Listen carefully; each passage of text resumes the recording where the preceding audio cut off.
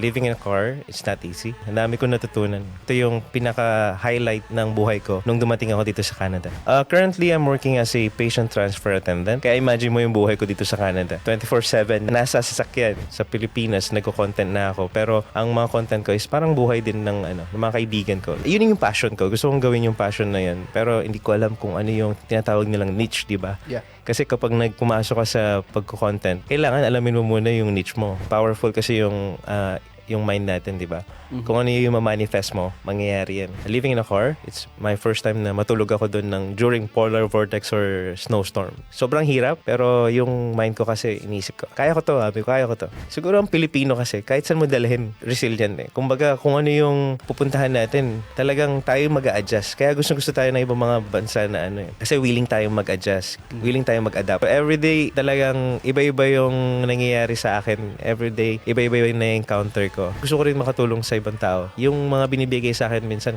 meron magdo-donate sa akin. Ginagamit ko yung cash na yun para magpa-feeding program sa Pilipinas.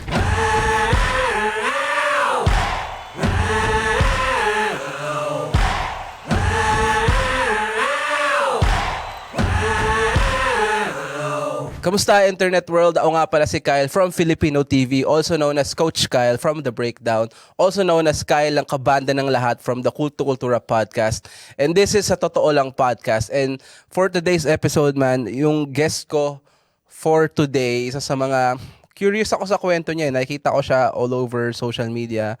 He's a content creator. Hayaan ko na siyang further introduce yung sarili niya. For today's episode man, kasama ko si Kuyang Vince. Oh, thank you so much, bro Kyle. Yan. Hello everyone, I'm Kuyang Vince and I'm living in my car here in Toronto, Canada for almost 10 months. I'm from Tarlac, Pampanga. So, kumusta Kabalen sa mga Ilocano din? Kumusta kayo? Ayan. So, ayun nga, nabanggit nga niya. Isa siyang content creator na dinodocument niya yung buhay niya and nakatira nga siya sa kanyang kotse, which is a van. And totoo yun, doon talaga siya nakatira. So, nung nakita ko yung mga videos niya, very curious ako kung paano niya nagagawa yun eh. So, isipan ko na invite siya dito. And, ayun nga, luckily, medyo may connections ako with him. And medyo connected siya kay Boss JC ng JC Trans. And yes. Dati ko rin nakasama na interview dito, not sa show na to, pero sa iba kong shows as Coach Kyle. So, yun brother, kamusta ba? Kamusta ang araw mo? Well, okay naman. Kakagaling lang natin ng night shift. Kaya kanina humingi ako ng konting extension kasi nga malilate ako dahil nga ilang oras lang yung tulog natin. Kaya kung mapapansin nyo, medyo parang puyat. Pero okay naman ako. Kasi parang ina-adjust ko na yung katawan ko dahil in-expect ko naman na since nag-request ako ng night shift and then para mas marami tayong magawa ng daytime. Mm-hmm. And living in a car, para sa akin, it's not easy. Pero ang laking bagay, ang dami ko natutunan. Parang ito yung pinaka-highlight ng buhay ko nung dumating ako dito sa Canada. Pero alam mo, nung sinabi mong kakatapos mo lang ng night shift and then kailangan matulog, syempre uwi ka. Alam mo, una-una isip, hindi mo kailangan umuwi eh. Pagpasok mo ng kotse, matulog ka na kagad. Kung saan ka man, nakapark. Nakasave ka ng biyahe, di ba? That's right. Pero paano yun? Paano pala nangyari yun? Like, kunyari, nakatira ka sa car, saan ka nag-i-stay? Saan mo pinapark yung kotse mo pag gano'n, natutulog ka? Unang-una kasi yung bago ko pinasok yung parang van life, pinag-aralan ko muna yung yung like, syempre yung sa trabaho ko, saan ba yung pwedeng ako mag-park. Nung first nga, nagkaroon pa ako ng mga parking ticket. Kasi nga, hindi ako aware kung saan ako pwede mag-park. Oo. First time kung magkaroon ng sakyan dito sa Canada. Kasi nga, ang higpit ng mga dito, like, mga parking spot, right? Kahit na 24/7 yung isang establishment, kung nag-park ka doon, hindi ibig sabihin na safe ka na. So, hanggang na pag-aralan ko na ang pinaka-safe ng mga parking spot is yung sa gym, kung saan ako naka-member, at the same time, yung sa work ko. Which is kasi, ang work ko is more on transport eh. Marami kaming mga sakyan or truck. So, 24/7 yung parking, open yung parking namin. Kaya yun yung mga safest spot na usually ako nagko-park. Pero marami pa rin naman ako nakikita kasi nga kapag gabi, minsan nagtutour ako. Iniikot ko yung ibang mga area. Saan ba yung mga pwede pang maging option? Sabi nila sa Walmart, pero kailangan i-confirm mo muna siguro sa management kung talagang pwedeng mag-park. Kasi may nakita naman ako mga trailer truck doon, may mga van ng gabi. So baka pwede naman. Pero hindi ko pa nasubukan. Nagsasara yun ang Walmart. Yeah. Nagko-close sila ng 11 p.m. ata. Mga ano bro, McDonald's, ganun. Tim Horton. Possible, pero yung like, I think kung everyday kang magko-park doon, medyo magiging ano din eh. Parang masyado ka na mapapansin ka na parang laging nandun. Like, maybe magiging suspicious na para dun sa management, right?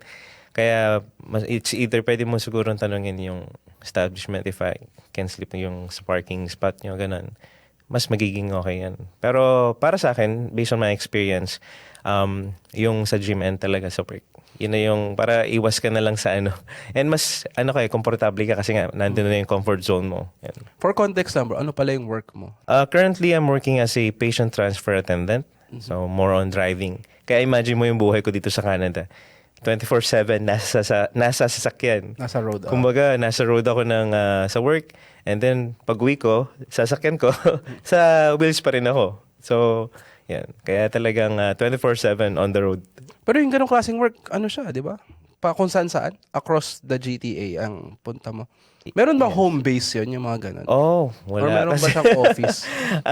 Depende kung ikaw ay dispatcher. Kung dispatcher ka, ikaw yung mga sumasagot ng mga calls or mga concern ng mga crew.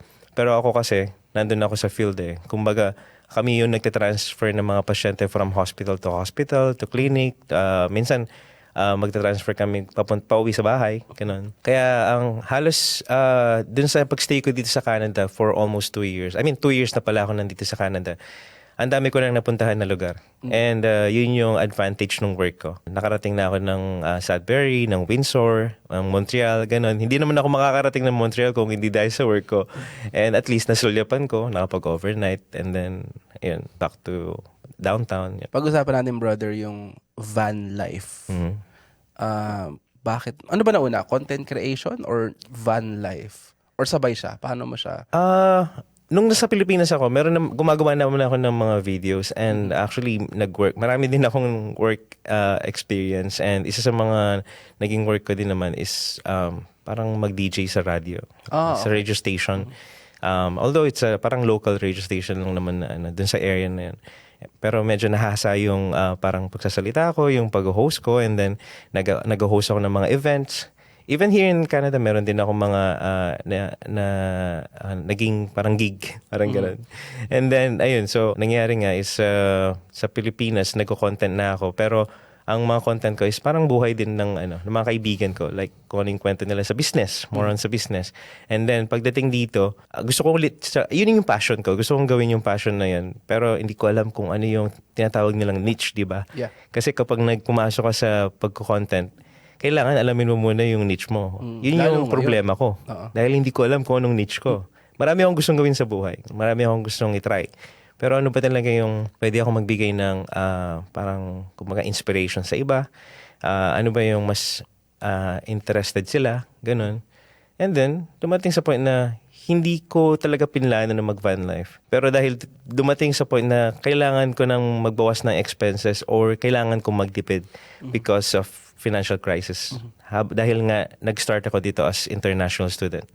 And malaking gastos, malaking pera yung kailangan para matapos ko yung program ko. So, doon nag-start yung van life. Doon ako nag-research kung ano yung mga pwedeng option para makasurvive ako dito. Paano mo naisip? Bakit van life? I mean, paano mo siya dinecide na sige, gagawin ko na? Ganito kasi yung like, na-observe ko, marami ako mga kaibigan, lagi silang nagrereklamo na ang mahal ng rent nila. Hindi sila nakakaipon kahit mga citizen na sila, 10 years na sila dito or more than 10 years, pero bakit parang hindi sila nakakaipon kasi puro lang sila bayad ng bills. Okay, so sabi ko, edi mag-double job ka, sabi ko sa kanila. Kahit mag-double job ka kasi the more na marami kang work or marami kang tataas yung tax mo. So, wala ka rin masyadong nakuhang mga tax return, right? So, oo nga naman. May point nga naman. So, yun ang nangyari. Sabi ko, kung nakita ko na ganito, ba't hindi ko na lang bawasan yung expenses ko? Instead of mag-double, triple job ako, bawasan ko na lang yung expenses ko. At least, hindi ako kailangan maghabol kung yung monthly rent ko, parang ganun, and then babawasan ko na lang yung mga expenses ko sa sarili ko. Yun. Since natapos na ako sa school, full-time na akong nagtatrabaho. Ibig sabihin, more earnings, pero mas lesser yung expenses compared before. Oo, ang laking yung bill sa bahay. Ang laking nun. Ang laki na natipid mo siguro dahil wala kang rent, ganun, di ba? Yeah, basically, parang naman talagang malaki talaga yung matitipid ko. Lalong-lalo na kung mag-isa ko lang tapos mag-rent ka ng room. Magkano na yung room dito? Maybe pinakamura is 500, pero siguro yun medyo nasa medyo malayo na dun sa work ko. And kung kukuha ka ng sarili mong room talaga na medyo maayos na komportable, mga $1,000 a month. Yung $1,000 na yun, parang, yun na yung sahod ko nung empleyado ako sa Pilipinas. Government employee ako dun. Pero, alam mo yun, hindi mo kikitain yun ng ganun Pero at least ngayon, ini-enjoy ko na lang yung pagtulog ko sa sasakyan. At the same time, yung nasisave ko, parang yun yung kinikita ko sa sarili ko. Paano mo siya sinimulan? How's yung first day na ginawa mo siya? Una kasi, meron pa akong pinag-i-stayan na apartment before, dun sa pinsan ko.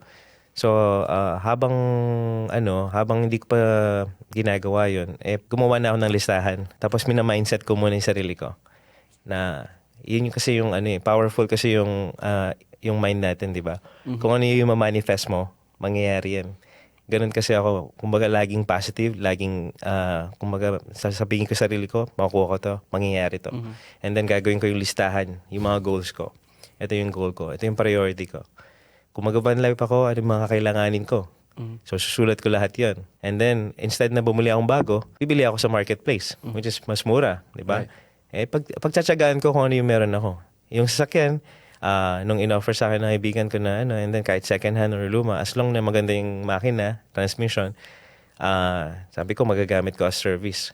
Kasi ang pinagkaiba ng van life ng ibang tao ay nakikita natin sa ibang mga YouTube or sa ibang mga platforms. Ginagawa nila yung van life para mamasyal. Like, mag-tour sila, pumunta sila sa iba-ibang mga lugar. Yung sa akin kasi, more on yun talagang daily, yung buhay mo, or yung everyday na ginagawa mo, na yun na talaga yung bahay at yung sa trabaho lang ginagawa mo. Yun yung pinagkaiba. Not like, next week, weekends, mamasyal tayo, van life tayo. Tapos, at least, may bahay ka pa rin, right? So, yun yung pinagkaiba. Pero yung challenging na part kasi nung everyday kang nasa bahay, di ba? Marami ibang-iba dun sa van life na iniisip nila. Akala nila simple lang. Ano mahirap ba siya, bro? May mga challenge ba siya? Siyempre, siguro nung una, di ba? Yeah, kung sasabihin mong mahirap, yung level siguro ng hirap kasi, I think depende siguro dun sa experience ng tao. Ako kasi yung tao na marami ng pinagdaanan sa buhay. So, hindi ako masyadong, mataas na yung tolerance ko sa problema. Right, yung stress, ganun.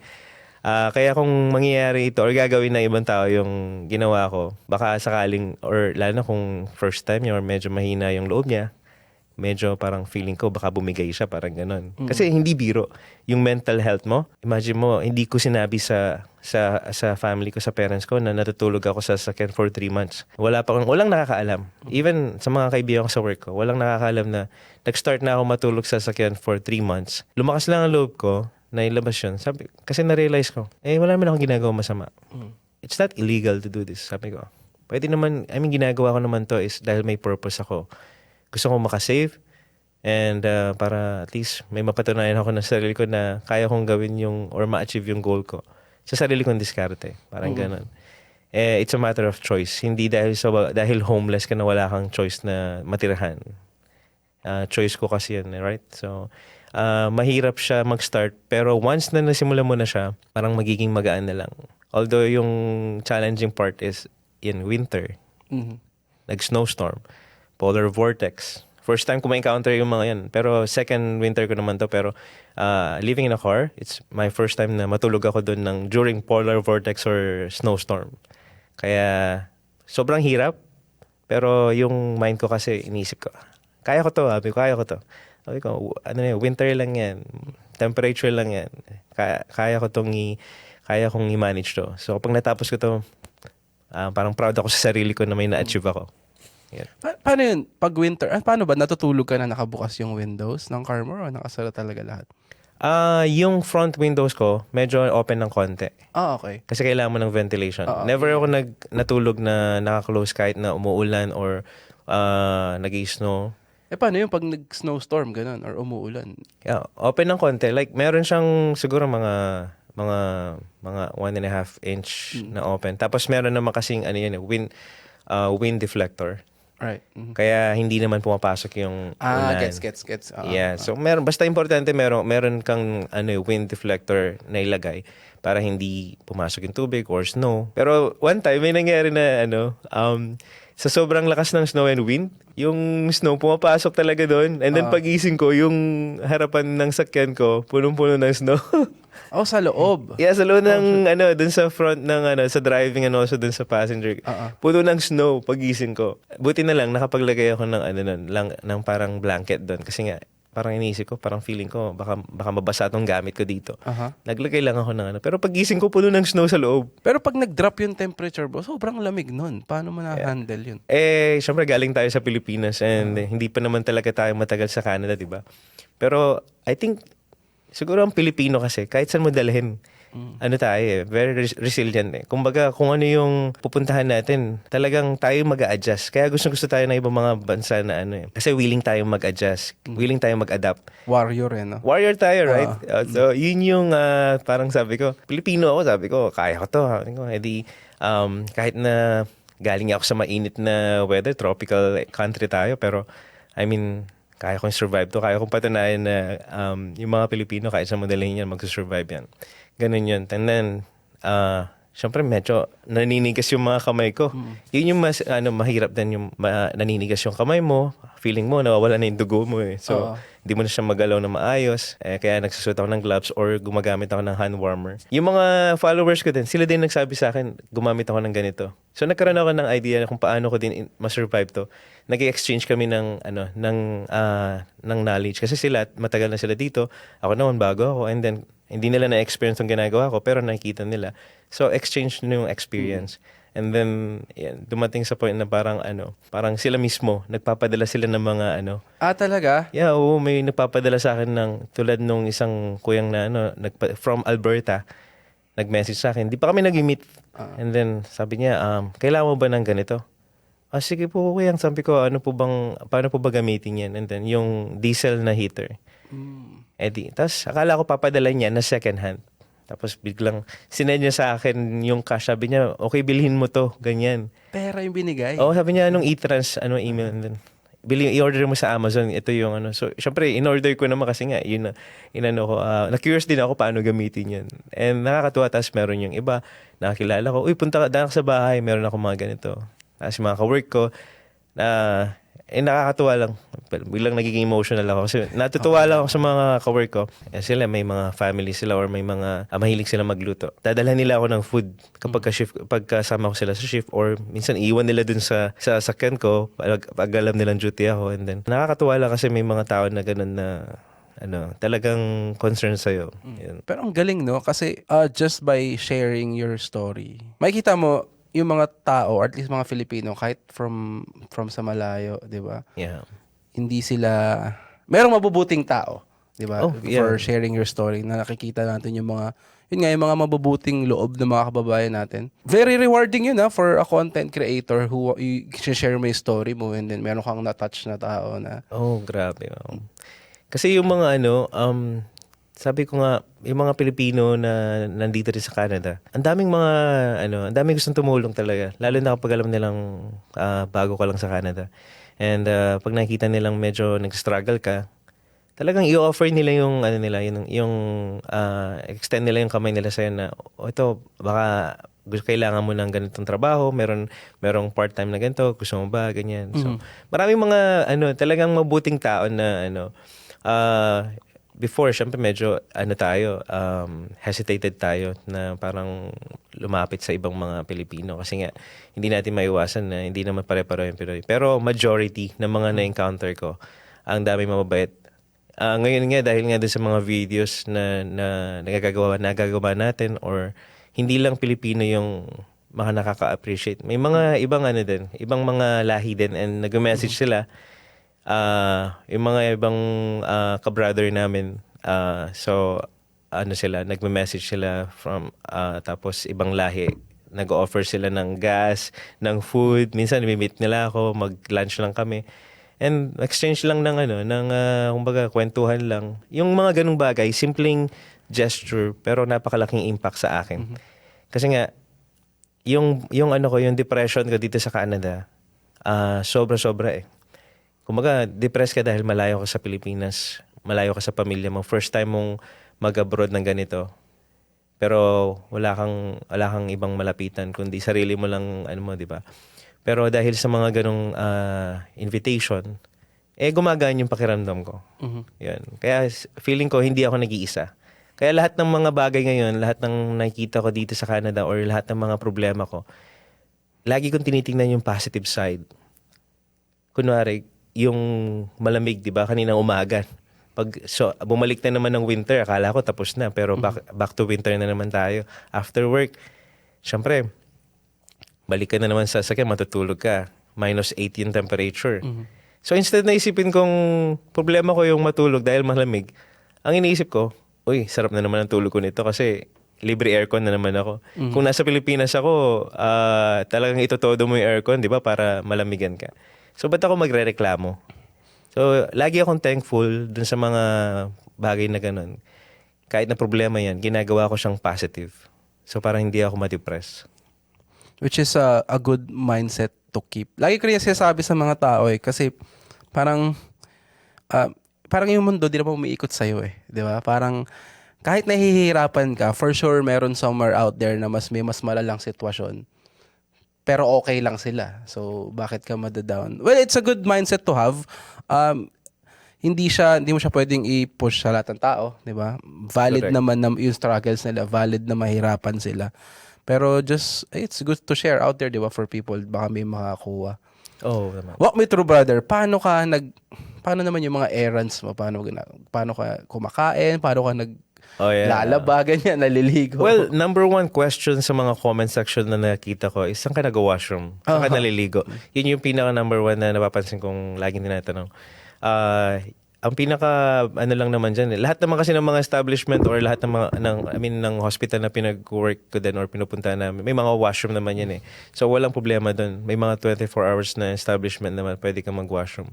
And open yung office namin 24/7. So in case na kailangan kong mag-washroom, nandun lang naman. Pero yung pagligo naman, dahil yung work ko, naghanap ako ng pinakamalapit na gym. Okay. Na merong iba-ibang branch. Kasi nga, para at least kung papasyal ako sa ganitong lugar, doon lang ako magpa-park. I mean, accessible pa rin, di ba? Malapit lang yung gym 5 minutes from doon sa work ko. Kaya everyday doon ako nagpa-park, doon ako naliligo.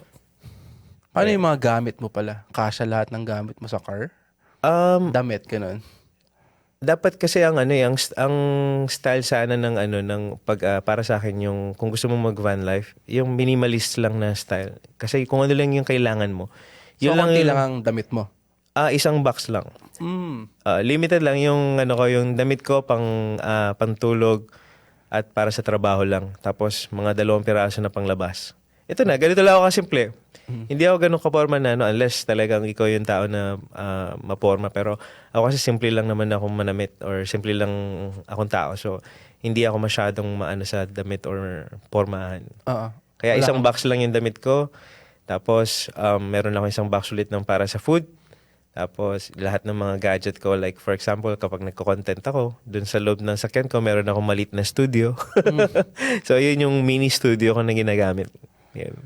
Paano yung mga bro, kapag naglalaba, di mga coin laundry, ganun?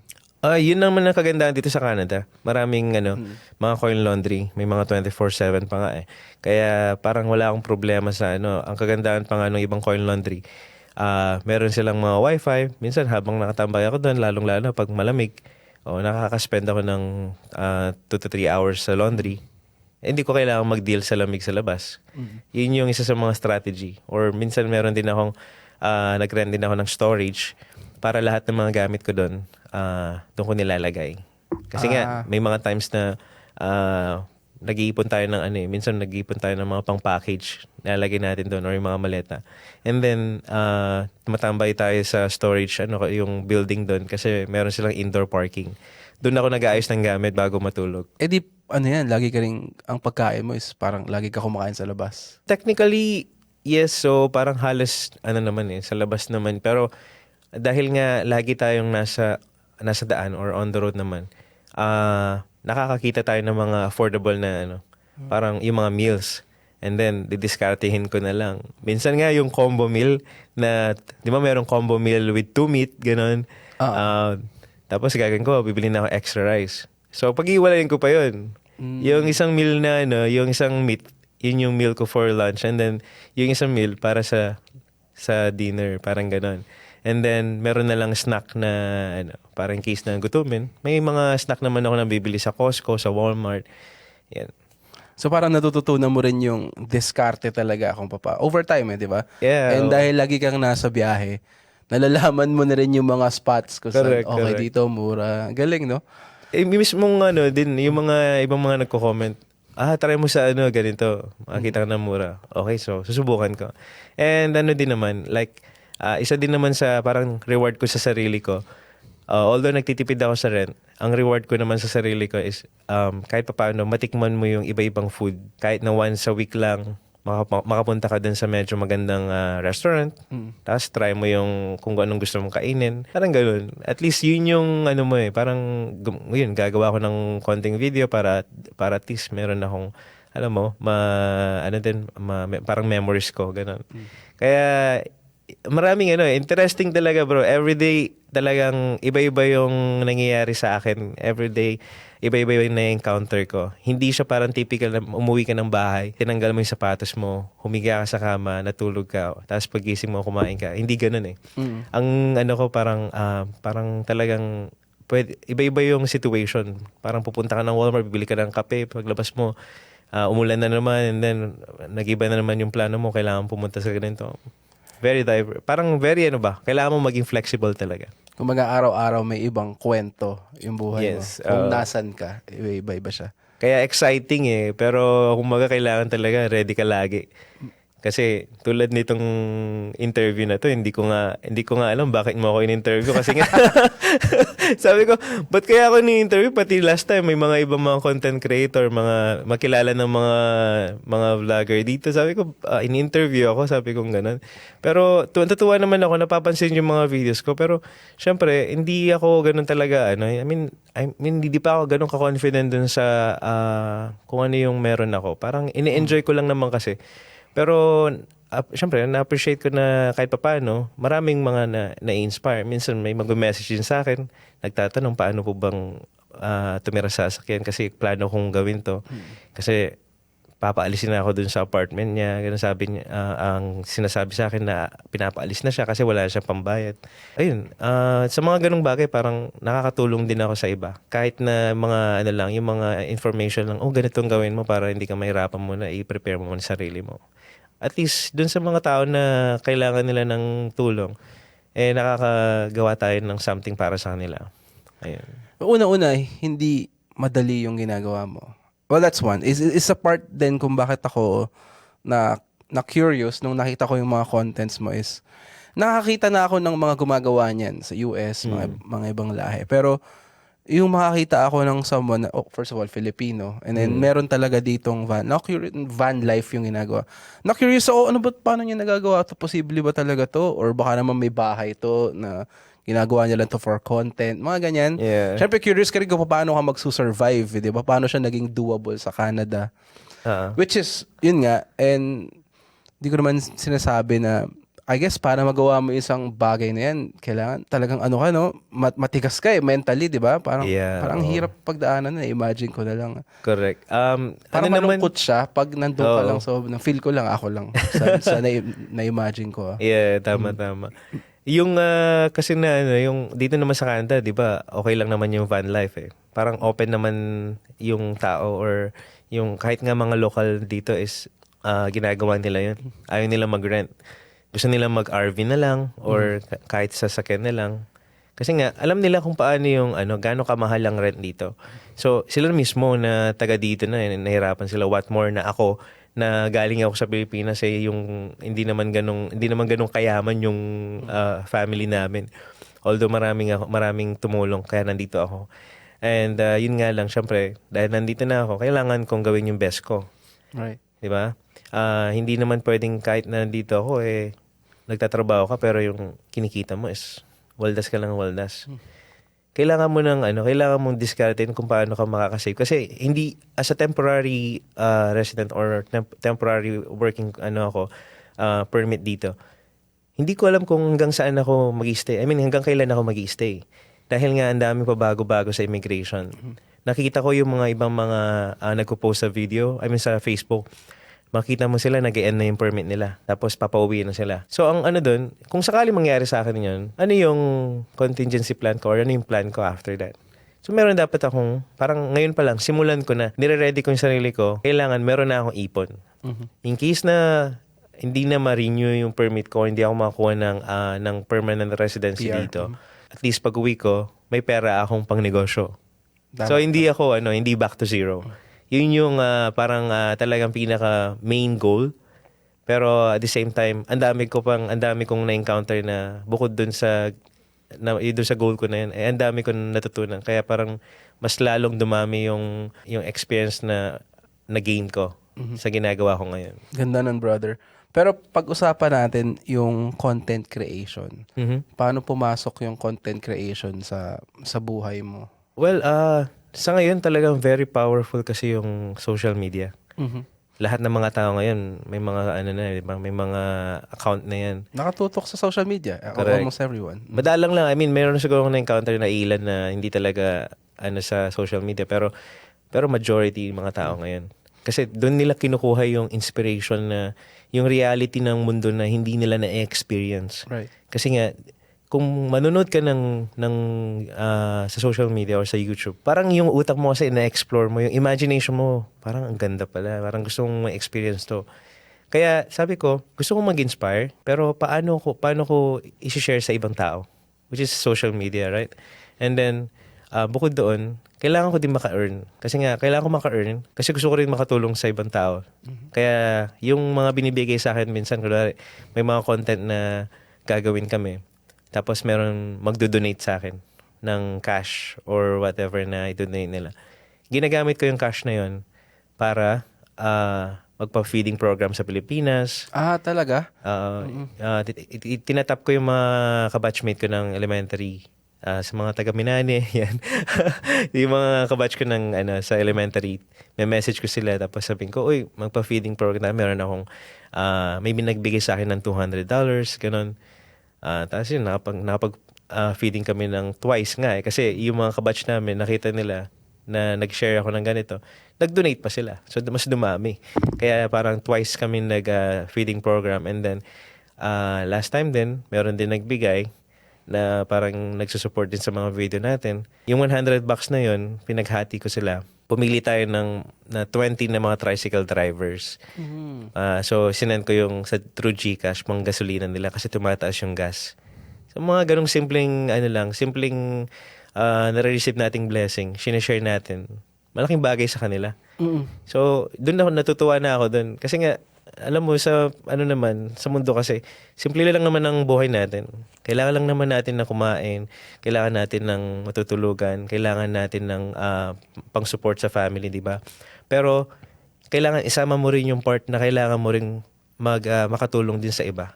Yung kaya mo lang. It doesn't mean na parang sinabi mong gusto kong tumulong, bibigay ko lahat. Pero ano lang yung pwede mo lang i-share. And dun sa mga tinutulungan naman, wag naman kayong parang masasanay na parang lagi kayong humihingi ng tulong, magiging dependent na kayo sa kanila, tapos pag hindi naman kayo napagbigyan, sasama loob, di ba? Pero basta lang naman, like kung meron naman, mag-share kami. Tayo nandito sa Canada, hindi simple yung buhay, pero Mm-hmm. willing tayong tumulong. Pero dun sa hanggang kaya lang natin. Galing no, ano mo no, kasi despite you being in a situation na parang kailangan mo mag-survive and yung ginagawa mo, naiisip mo pa rin na gawin yung mga bagay na yan for others.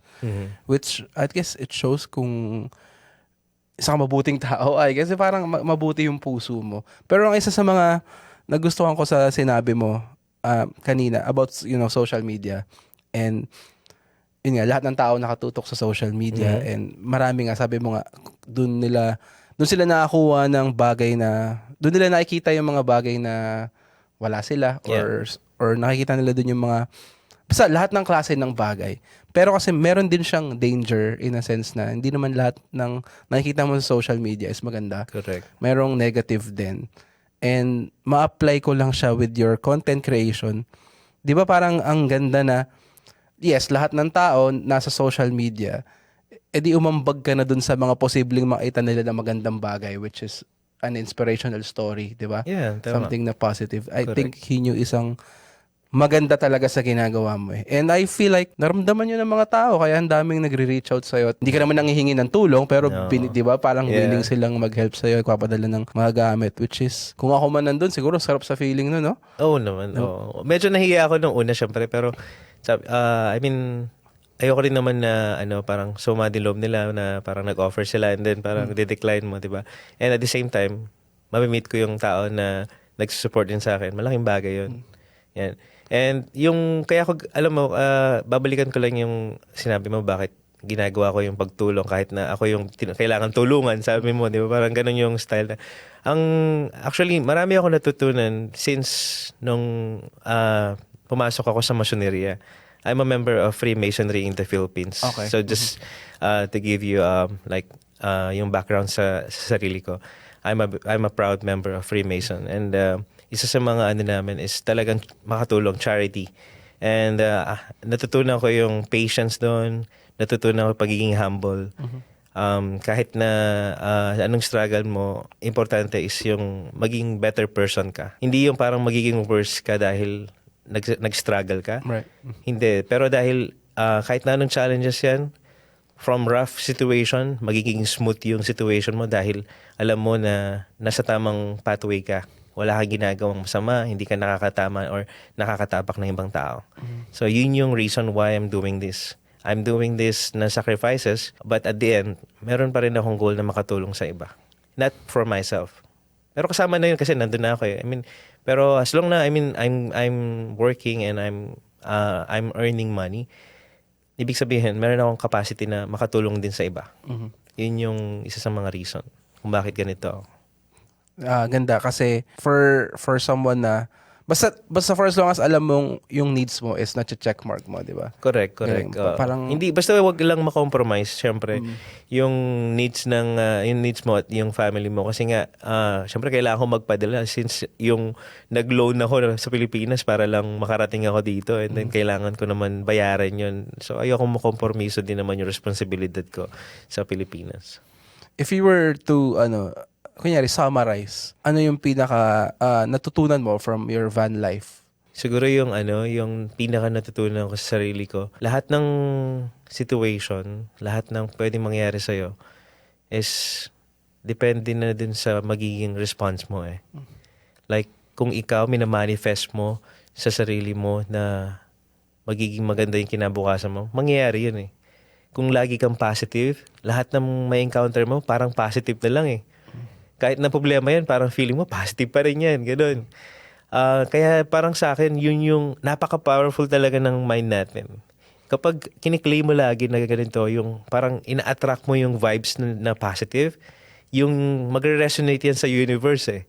Parang talagang ibibigay niya yan kahit na anong mangyari. Kahit na nandun ka sa pinakamababa ngayon, technically kahit na saan ka pumunta, bumaba ka pa na technically aangat ka naman eh. Kaso nasa iyo lang yan kung hanggang saan yung satisfaction mo. Kung umangat ka ba, tumaas ang sahod mo ngayon, satisfied ka na ba doon? Well, yung iba hindi pa kasi tumataas yung kanilang parang gusto pa nila ng more na salary. So, nag-struggle sila para umangat pa. So, gumagawa sila ng ibang mga business. Yung iba, nakita ko, nagbebenta ng balot. Kahit na alam kong stable naman sila, nagbebenta ng balot, ng kalamay, ng mga tosino, lahat ginagawa nila. Kasi nga, meron pa silang gustong ma-achieve. So, nasa iyo kung hanggang saan yung limit na gusto mo. Kaya, yung isip natin, actually, yan yung naglilimit lang sa'yo eh. Kung wala ka ng kung minsan talagang akala mo, ganito lang yung kaya mo, ang pinaka-best way dun is lumapit ka dun sa mga tao or ang samahan mo yung mga talagang tao na positive. Huwag kang sumama sa mga negative. Kasi nga, hindi ka matututo dun sa mga negative na tao eh. Nasalo ka nilang ibababa. So, samahan mo yung mga nakita mong tao na positive lang. Para kayong lahat, parang sabay-sabay kayong aangat. At the same time, lahat kayo positive. Walang ang tawag dito, walang crab mentality or what. Yun yung dun. Kaya ang pinaka dyan is yung mindset mo lang. Mas naging strong yung personality ko din, yung isip ko. Kahit na anong situation, kakayanin ko. Yun. Kumbaga part din ba niyan is parang contentment sa kung anong meron ka? I think, di ba? Yeah, tama. Kasi parang feeling ko, ako personally, lang siya kaya ka naghahangad ng higher position, more money, dahil hindi ka nakokontento sa kung ano meron ka. But then again, the more na nag-add ka ng way para kumita ka ng mas malaki, dumadagdag yung expenses mo, yung problema mo. Correct. So cycle lang siya, angat ka na ng paangat. Yeah, that's right. Unless makontento ka sa kung ano meron ka, basta na checkmark nga niya yung needs mo or yung mga Correct. pangangailangan mo, di ba? But then again, hindi ko naman sinasabi na it's for everyone, di ba? Yeah, that's Depende right. lang yan sa tao, sa mindset, di ba? Ganda ng pagkakasabi mo dun. And it's good to share. Again, ganda. Thank you for that. Yep, And thank you, bro. Ang pagdating kasi na dun- sa ano, sige. sorry. Yeah, Go. ang lang naman kasi doon parang the more na mas mataas yung goal mo, the more yung risk, right? Kaya kung ikaw ay risk taker, in case na kung sakaling maging successful yun, mas mag-gain ka ng malaki. Parang ganun. Kaya nasa level nung mo talaga kung hanggang saan yung kaya mo din naman. Kung hindi mo na kaya, it's okay to let go.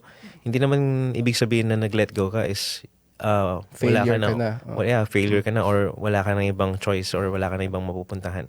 Ibig sabihin there's another door na pwede mong i-open. Pero nasa iyo lang yun. Yung key is yun yung mind mo. Kung paano mo bubuksan yung next door. Sa bro, just to, maybe summarize mo with your content creation naman, yung pinaka vision at goal mo with your content creation. Ayan. Minsan napapaisip din ako kasi nga pag nagde-drive ako, iniisip ko ano nga ba yung magiging ano ba yung magiging role ko sa mundo.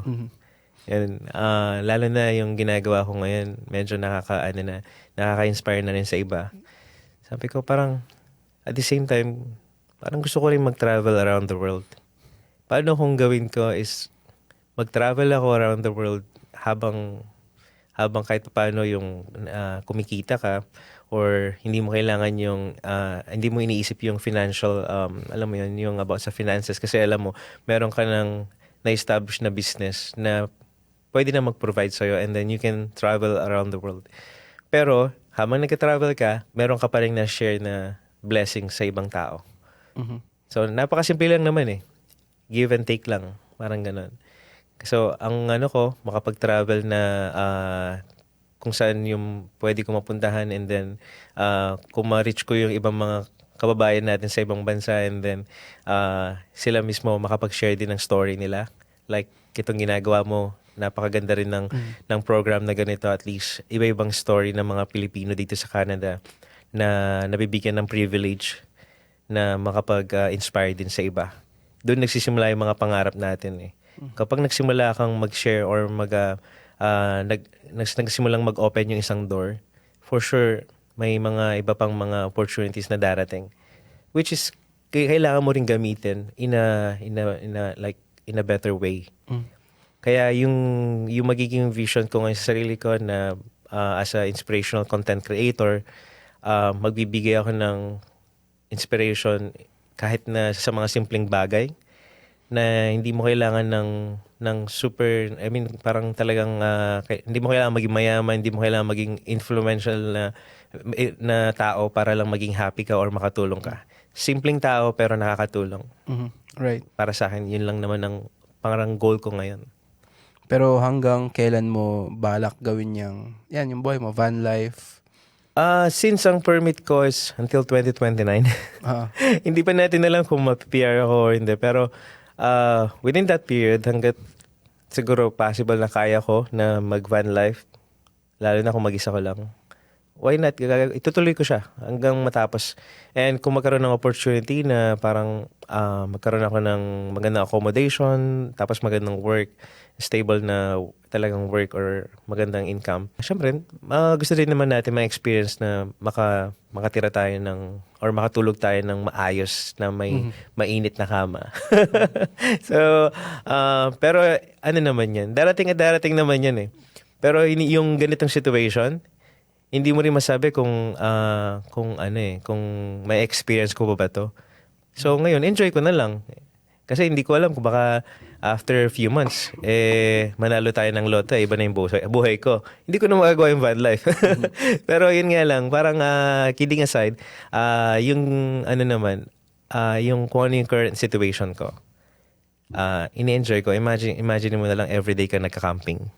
Di ba?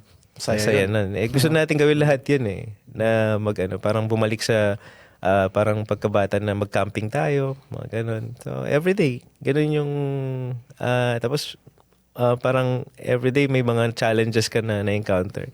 Nakakatawa pa nga minsan yung pag bubuksan ko yung curtain ko, parang alam mo yung parang mukha kang raccoon, sinisilip mo muna kung may mga tao sa labas. Yung mga ganun na parang nakakatawang moment lang sa sarili ko. Pero nakakaano din. Magandang memories para sa akin. Ikaw ba may mga pangarap pa sa buhay? Ang Outside sa trabaho mga ko kasi nabanggit. before sa Pilipinas, isa akong pharmacist. Okay. And I'm planning to take my license here. Hopefully, kung sakaling kayanin ng pera, kayanin ng utak ko mag-aral. Gusto ko rin naman bumalik sa pagiging pharmacist. And kung sakaling maging pharmacist ako sa Canada, marami akong pwedeng, alam mo yun, ang laki na sahod ng mga pharmacist dito. Hindi rin biro yung pwede mong kitain. Pwede mo talagang may tulong sa pamilya. Baka buong angkan namin aangat dahil sa kung ganun kalaki sahod mo. Pero kung anong bigay ni Lord, tatanggapin ko lang. Hindi naman tayo magiging hindi naman tayo magiging demanding. Bibigay naman ni Lord kasi kung ano yun talagang para sa'yo. Kasi nga, yung happiness mo yung importante. Hindi naman yung kung ano yung meron kang rank or kung ano yung meron kang label na trabaho. Importante, happy ka. Kanina natanong ko sa'yo yung parang biggest lessons na natutunan mo from, living a van life. Ngayon naman gusto ko malaman yung in your whole, ikaw, van life, your content creation, ano yung parang realizations mo or nakita mo sa... Kasi kanina na-mention mo about may mga kababayan tayo tumutulong sa'yo. Do you have stories ng mga realizations mo from life at sa mga Filipino na Filipino-Canadians na kababayan natin dito sa Canada? Well, ito lang ang kung gusto mong magkaroon ng magandang environment, like sa trabaho mo, gusto mong tumagal sa trabaho or kahit na anong community, ang pinaka-best pinaka-best practice ko sa sarili ko, once na meron ako na-encounter na kapwa Pinoy na nagsasabi ng mga negative about sa kapwa Pinoy, hindi ko masyadong in-entertain yun.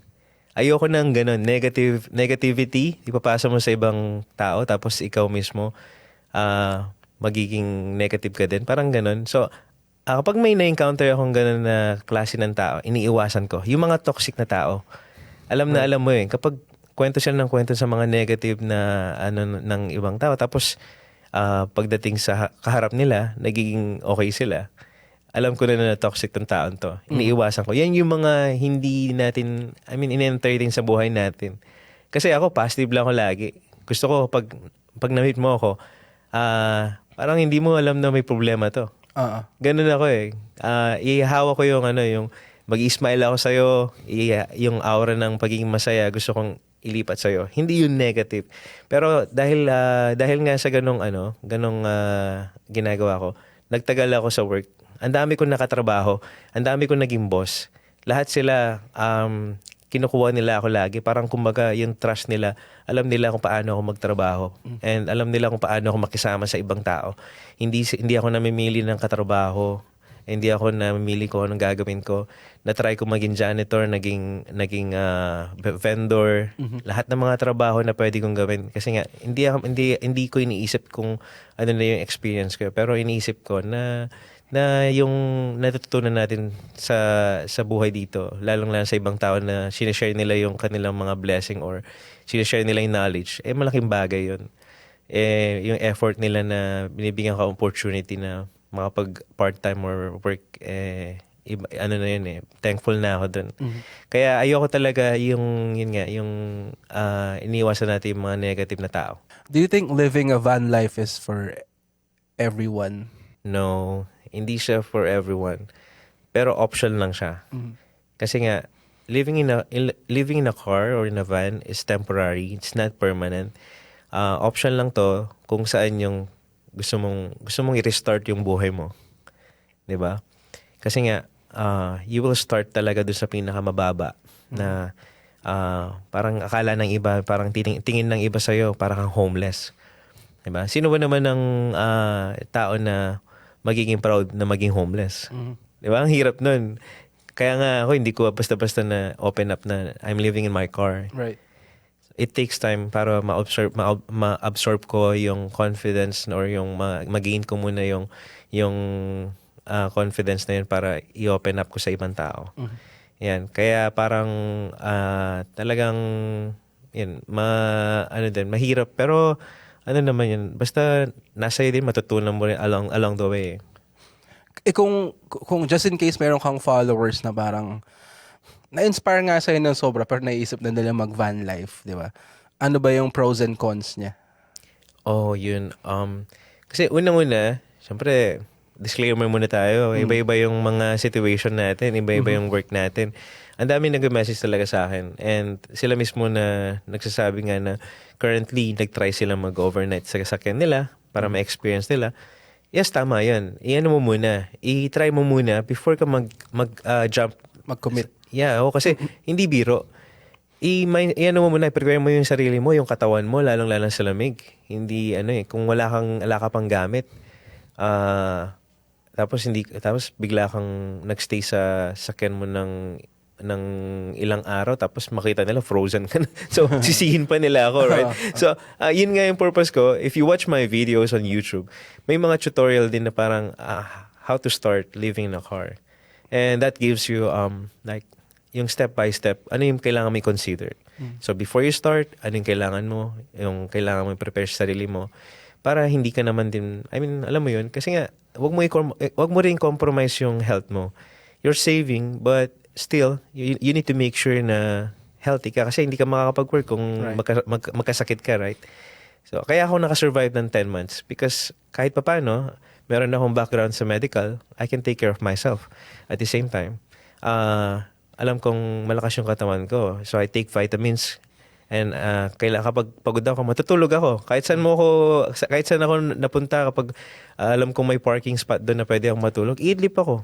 I don't care. I have my car, so I have my bed. Right. So anytime pwede akong magpahinga. So parang i-consider mo muna lahat bago mo gawin yung That's right. mga negative, possible na negative niya or mga positives niya. Kailangan mo muna i-consider before. Yes, so...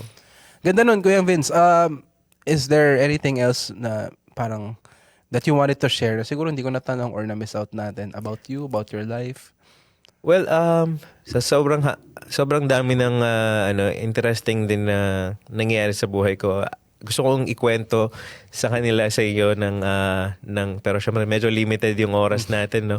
Pero sa akin lang naman ang lahat ng mga bagay kailangan din pinaghahandaan. Pero habang pinaghahandaan mo siya, maging optimistic ka lang and i-claim mo na lagi na mangyayari yun. Kasi ano naman yan kung talagang para sa'yo, bibigay ni Lord. Pero kung hindi naman para sa'yo yan, for sure naman meron pang mas parang about love lang yan.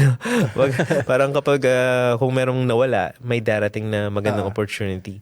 Yan. Kaya yun yung ang pinaka lang ngayon, parang sa ngayon na parang wag kayong masyadong madidepress, lalong-lalo na mental health lang ang kalaban nyo dito sa Canada. Hindi yung kung ano yung trabaho mo. Kahit na nagpupulot ka lang ng bote or as long na you're earning something, maging proud ka na meron kang ginagawa. Kasi yung iba kasing tao pupunta ng Canada and then ina-expect nila na pagpunta nila ng Canada, makakuha sila ng magandang trabaho. Tapos, iniisip nila na parang magtatrabaho sila sa opisina, magiging proud sila, mag-survive na sila. Hindi ganun kasimple yan. It takes time para ma-reach mo yung talagang gusto mong status. Diba? Kaya tawag dito, parang hindi, o nagsusurrender ba, parang sumusuko. Kasi nga, yung expectation nila na sa pagpunta dito, masyadong mataas. Right. Kasi kailangan, bago ka pumunta ng Canada or sa ibang lugar, expect mo muna yung worst para at least prepared ka. Yung isip mo, yung puso mo, ready siya. Hindi yung parang pagdating mo doon, culture shock ka agad. Kasi nga, in-expect ko maganda sa Canada. In-expect ko, puti lang ang makikita ko. Pero hindi, may mga iba akong nakitang syempre, so parang hindi ako naninibago kung nasa Canada ba talaga ako. Parang gano'n. Airport pa lang, right? So, marami kang maraming experience na hindi mo ina-expect. Kaya talaga i-ready mo muna yung sarili mo. Although, I'm not saying na maging negative ka, pero yun nga lang, i-prepare mo lang yung sarili mo na kung ano may encounter mo. And yun yung exciting part ng buhay. Yung isa-surprise ka isa-surprise ka everyday kung hindi mo naman kasi alam kung ano mangyayari kinabukasan eh. Right? Kaya parang yun yung exciting part ng buhay natin. Kung wala yun, ano pang sense ng buhay natin at nag-struggle tayo. Kaya tayo nag-struggle kasi nga alam natin buhay tayo. And yun yung parang sign na be thankful kasi nga meron ka pang challenge, meron ka pang mission sa buhay. So hindi ka sumuko. Kumaga part yun ng buhay, yung challenges. And para sa akin, ang challenges naman, it means, ibig sabihin may purpose ka, kaya ka may challenge. That's right, yun, purpose mo. If you give up, talo ka na kaagad eh. Diba? Correct. Nasa iyo kapag nag-surrender ka, wala na. Yun na yung Kaya as long na lumalaban ka na ng tama at alam mo na ginagawa mo yung best mo, wala kang kailangan katakot. Yun. Maraming salamat, Kuya Vince. Medyo, unfortunately, kulang ang oras natin. Oh, yeah. Thank you. Ang gagawin na lang natin is either may part 2 to or ako ang lalabas sa mga content mo. Oh, wow. Nako, yan. Exciting yan. Tingnan natin. Pero thank you for being here. Salamat sa pag-accept ng invitation ko. Bago tayo magpaalam, baka meron kang gustong i-promote or i-shoutouts? Oh, yeah. Siyempre before that, thank you so much, Bro Kyle, for inviting me here. And malaking, talagang very honored ako na makasama ako sa mga in-interview. At gusto ko lang naman na sabihin sa mga kapwa natin na nagsusupport sa akin sa mga videos ko. Thank you so much po dahil lagi kayong nandyan kahit na nanonood lang kayo and masaya na ako na nakita ko na may mga viewers. hindi naman kailangan mag-send ng star. Hindi, pero importante lang sa akin yung alam niyo yun, yung kayo mismo is na-inspire kayo, nagsisend kayo ng message sa akin. Yung mga ganung bagay, lumalakas na yung loob ko. And syempre sa family ko sa Pilipinas, thank you so much for supporting me. Kaya ako nandito. And sa mga ka-brother ko sa Freemasonry, ang laki ng support din nila sa akin dahil nung dumating ako dito, ginaid nyo ako. Kayo yung naging parang naging tungkod ko dahil alam kong pilay na ako nung time na nandito ako, pero kayo pa rin ang tumutulong sa akin. And sa mga nakilala kong mga Pilipino din dito na mga ate, yan, ang dami kong naging kaibigan. Salamat po sa support sa inyo. Please keep supporting my videos. If you're interested to watch my yung mga video natin, search Kuyang Vince, that's V-I-N-Z. So, kaya kung sakali man pong magkita tayo sa daan, sana ma-meet ko rin kayo. Yan. Thanks so much sa pag-support din, bro. Yan. Ayun. Maraming salamat ulit, Kuyang Vince. And ako nga pala ulit si Kyle from Filipino TV. Kasama ko si Kuyang Vince and this has been Sa Totoo Lang Podcast. Makikita-kits tayo next week.